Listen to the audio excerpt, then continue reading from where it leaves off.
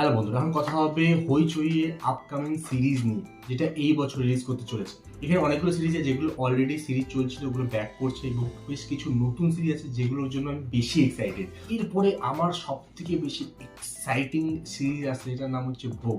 পরমব্রত বানাচ্ছে, অনির্বাণ চ্যাটার্জি এখানে কাজ করছে এবং অর্ণব রয়েছে।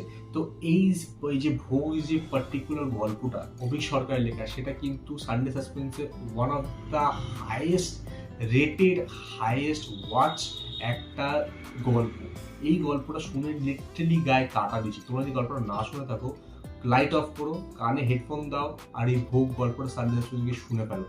তোমার ভয় যেই না লেগেছে, লাইক আমি সেরকমভাবে ভয় ঠিকঠাক পাই না গল্পটা শুনে বই দেখে, বাট এই গল্পটা লিটারালি চিল দিয়েছে আমার কাহিনীর লাস্টের দিকে যখন ক্লাইম্যাক্সের অপশনটা আসে। ঠিক আছে, গল্পটা খুবই ভালো, খুবই গল্পটা ভালো, কাহিনীটা ভালো, কাহিনীর ক্যারেক্টারগুলো ভালো, এবং এখানে যারা কাজ করছে এটার সঙ্গে, সেটা তাদের দেখে তার মনে হচ্ছে ভালো হবে। খালি একটা রিকোয়েস্ট থাকবে আমার, যে যেরকম পর্ণশমী রহস্য গল্পটাকে ঘেটে ঘ করেছিল, বিকজ কাহিনী চেঞ্জ করার চেষ্টা করেছে, সেটা যেন এই গল্পে করার চেষ্টা না করা হয়, তাহলে কিন্তু কাহিনীটা অনেক ভালো হয়। বিকজ গল্পটা ইটসেলফ ইজ রিয়েলি গুড গল্প, সেটাকে স্টোরিটাকে নড়ছড় মানে কাটাছাড়া না করাই ভালো।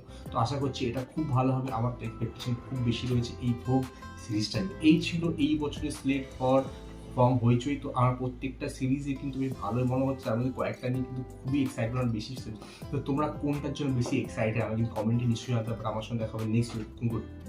বাই।